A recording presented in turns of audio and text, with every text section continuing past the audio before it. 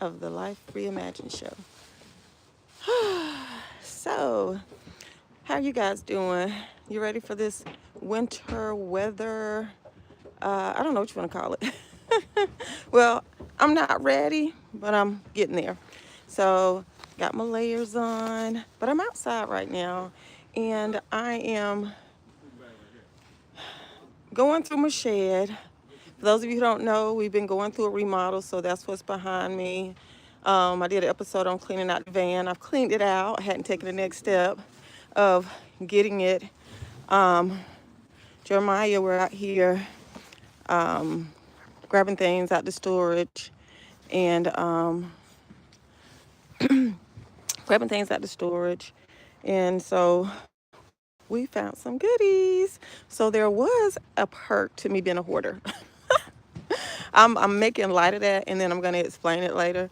I did go through many years where I like to call it shop therapy, where I went through shop therapy. So I would just go shopping, and that was kind of my coping mechanism for people. And I am not advocating. Um, I won't even say that. What I will say is most people have some form of a device, and shopping was mine. And so today is paying off because we're preparing for the winter storm. We don't know how, if we're right here in the upstate of South Carolina. So we're either going to get snow or ice or maybe a mix of both of them. So I'm sitting here trying to go through my storage. I bought sleeping bags over the years, have 4 kids. So they go on camping trips with their after school program sometimes and different things of that nature. So we're back here in the shed pulling out sleeping bags. Now, if the power goes out, these electric blankets and mattresses are not going to do us any good, but I guess they're soft and cozy. And I'm trying to see what else I see out here, but we're just pulling stuff out. I'll let you guys see some goodies, some treasures that I found. So we got, now this one looks like it needs to be washed. Okay, it needs to be washed. I don't know what this is, but it looks like I can use it to do what we're doing. Then I have, and I'm not endorsing any particular brand. I just happen to have purchased this, and I'm grateful for it. And so if it gets really cold and we still have electricity, I have this. But if it doesn't, looks like we got a brand new sleeping bag. Hello, hello. Thank you for joining me. Will you marry me underwater? I don't think we'll survive. But not to mention, I'm already married. Then we have another sleeping bag. Some of these, I am live, sweetie. Your language. So they're pulling stuff out. And what my husband cares about pulling my stuff out is absolutely nothing because he will tear my stuff up. Y'all hear me there knocking stuff around.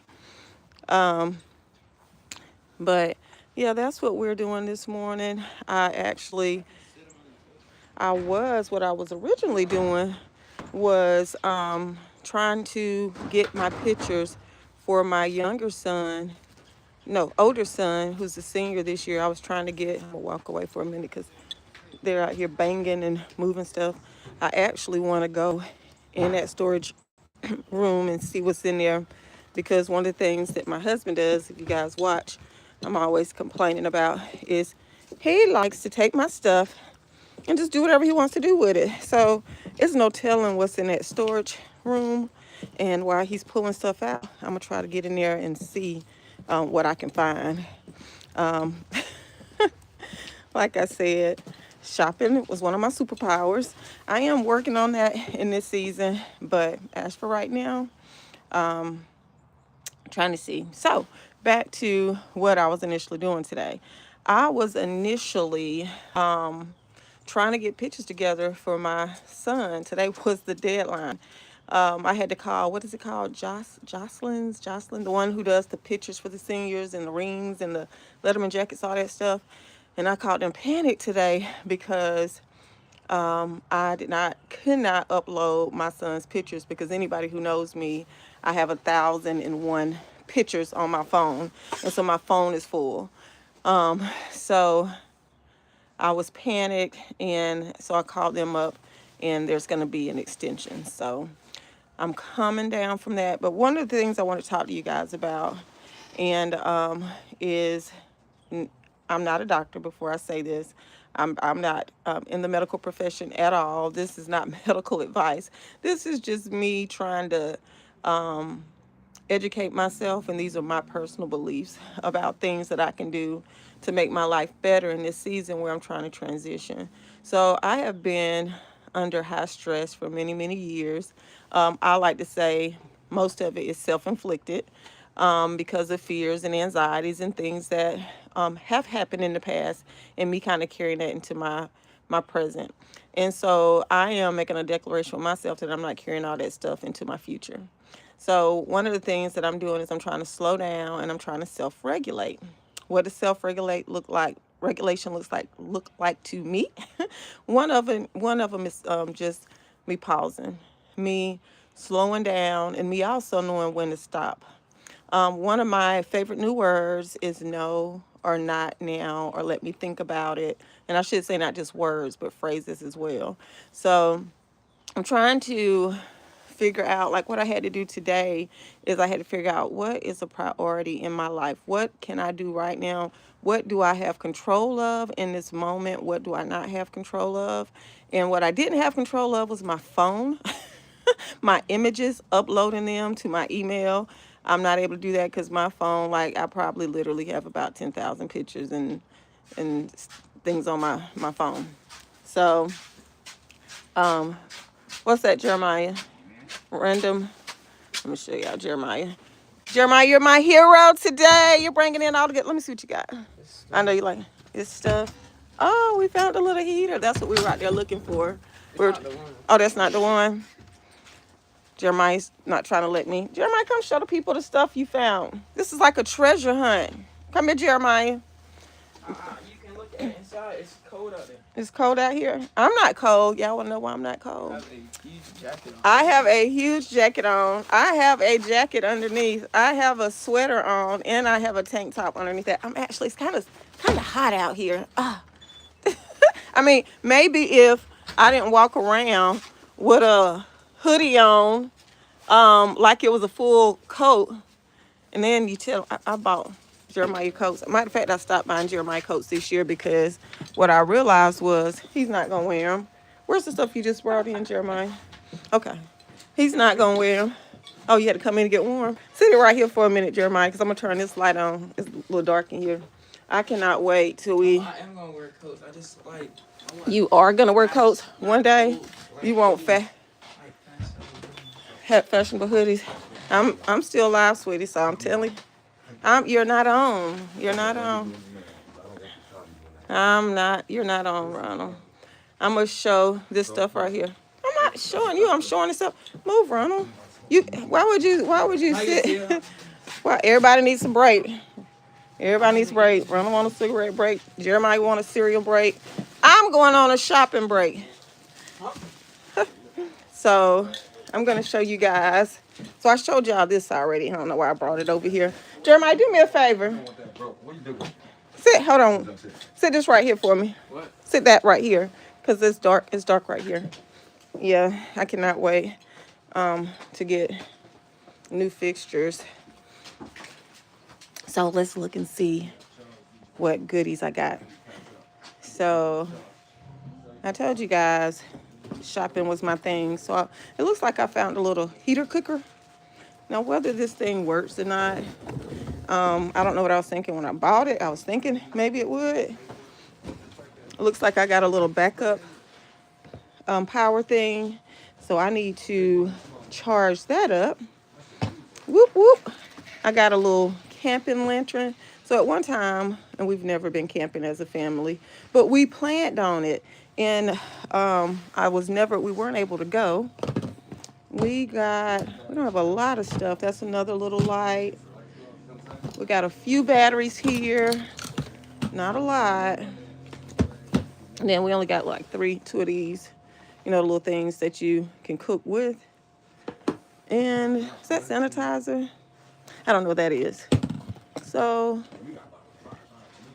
okay. So This is what Ronald was able to salvage from my storage.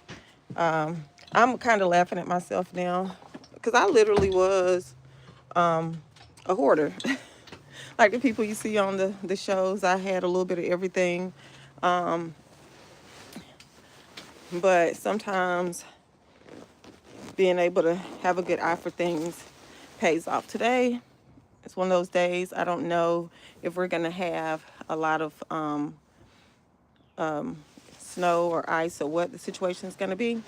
But you cannot prepare for it, but we're trying to get as prepared as possible.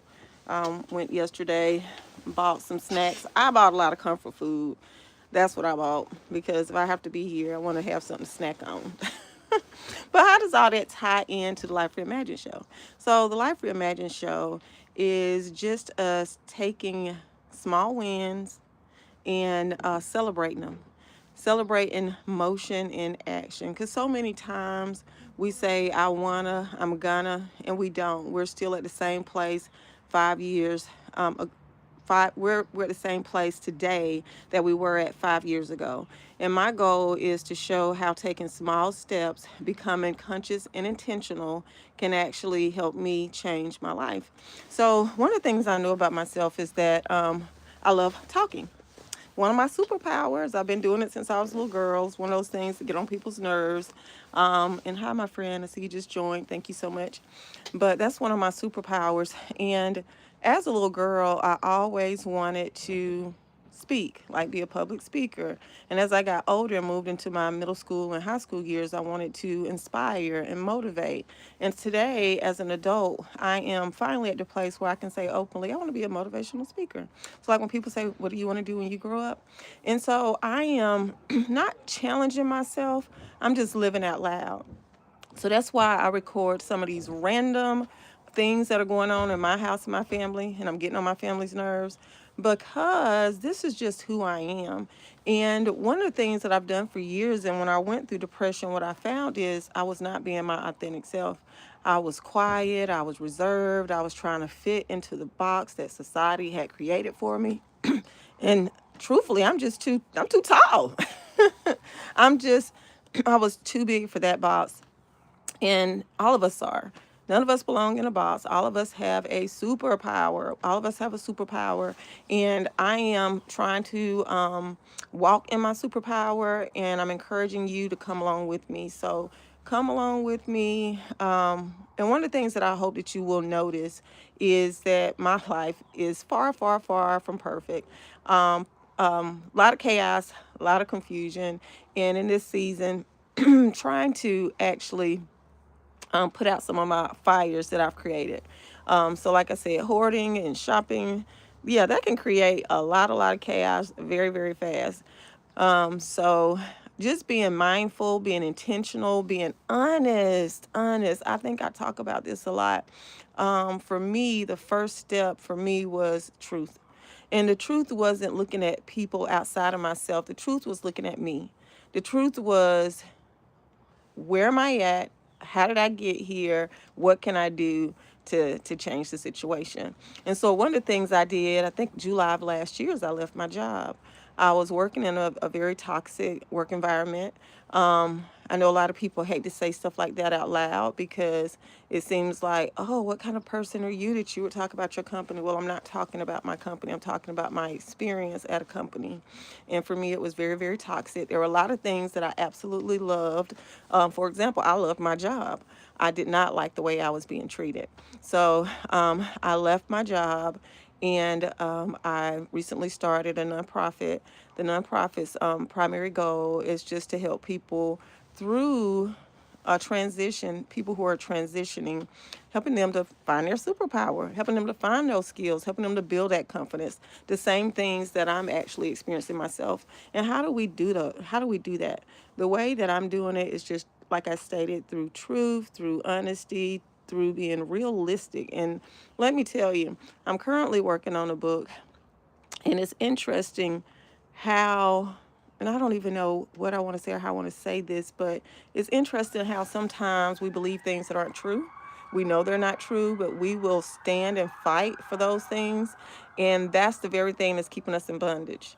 So for me, one of the words that I stand on, the word that I believe in, and is the truth will set you free, or the truth will make you free. And so today, what I try to do is I try to figure out, okay, Frederica, you were fearful of this, you didn't try this, but this is the reality. So um, that's for me. That's how I'm choosing to kind of walk through this journey. And I'm hoping that you guys will continue to take this journey with me.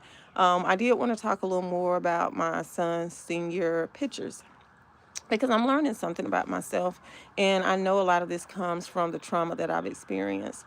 For those of you who don't know my backstory, I try to share it every time. I lost my 7-year-old daughter, Naomi Love. I'm actually approaching her 16th anniversary. Um, so she passed at the end of January, and it was during an ice storm. So I don't know how much that'll impact me. If you're a parent who's lost a child or lost someone, you know how there's certain things that can trigger you, and you never know if they're going to trigger you until you're kind of being triggered. Well, what I'm working on in this season is identifying when I'm triggered, how I'm triggered, and actually learning to self-regulate through breathing, through consciousness, through reality checks. So those are some things and some ways that I'm learning to kind of manage grief, trauma, and anxiety for me personally. So, what I was going to share with you guys is I'm learning that I wouldn't consider myself, anybody who knows me knows I'm a go getter. I'm hardworking, I'm dedicated. But sometimes I'm like, why am I waiting to the last minute? And as I start to kind of analyze myself, what I'm realizing a lot of that is fear. A lot of that is fear. Fear of failure, fear of looking, I don't know what the word would be, but just not wanting to let anyone down, not wanting to I always say I'm a perfectionist without the perfection. So just wanting it to be perfect. No one's perfect. So I'm trying to, even in that, get to a place where I'm able to do what I need to do. And it may not be perfect. If you watch my video yesterday, I was doing Elena's hair. Elena is my youngest daughter, and she's on a curl journey. She was born with some of the most beautiful curly hair, and I was looking at her texture yesterday as I completed her hairstyle. It's totally different, and I'm sure a lot of that came from negligence. And what I mean is, I pulled her hair up in a ponytail as often as I could, and then when I couldn't do that, we would get braids. And so just not really managing it, taking care of it, not understanding it, not knowing anything about it. So in this season, I'm trying to educate myself, trying to learn how to care for curly hair, trying to figure out how often do I wash it, what do I do, what are the steps, because there are steps. And I'm mentioning all that because you'll see me doing everything from doing my daughter's hair to talking to George. He's our general contractor working on a remodel, to everything that I'm doing. Why? Because there are steps. And another thing that I'm learning, there are tools. And a lot of times we don't use the proper tools. I was doing Elena's hair yesterday, and I recently bought a comb brush. I didn't know if it was a good investment. It was like it was $5.99. And I was like, well, I have several combs, and I have several detangling brushes. But this is a comb brush. It actually has three sides. And so I was like, okay, I'll just get it, because what I've been doing is just buying different products and different things as I'm learning, and we're just kind of experimenting right now as we go. But okay, so I noticed that I used to struggle, and I used to pull out so much hair. I would have like globs and globs and globs of my kids' hair by the time I was finished washing their hair. Um, so much to say about that. So much to say about knowledge and knowing how to do it. Did you guys know that you're not supposed to shampoo your hair on dry hair? I mean, it seems like you would, because your hair's dirty. You need to wash it, so you just dump the shampoo on it, scrub the hair, and then rinse it out, right? Those were the steps that I always did. Wrong.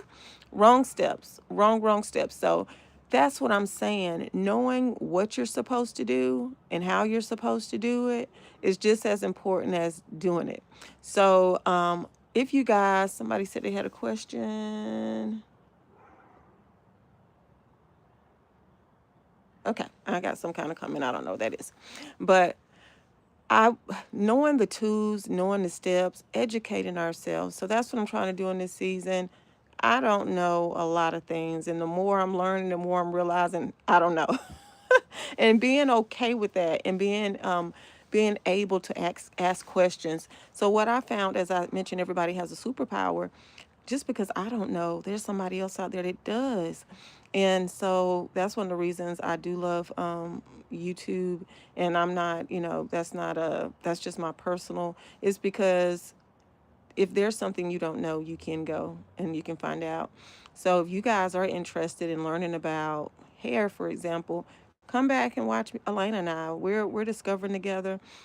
But this really wasn't about, our channel and us educating, because there are people out there who are really, really knowledgeable. I'm learning from them. I'm taking what I'm learning and I'm applying it. And that's another thing, is applying the knowledge that you have. Sometimes people just sit on stuff. You ever known somebody? I got a prime example. I love my mechanics. I love my shade tree mechanics. Believe me, I do. They don't worked on my cars a lot of times, on my old cars. But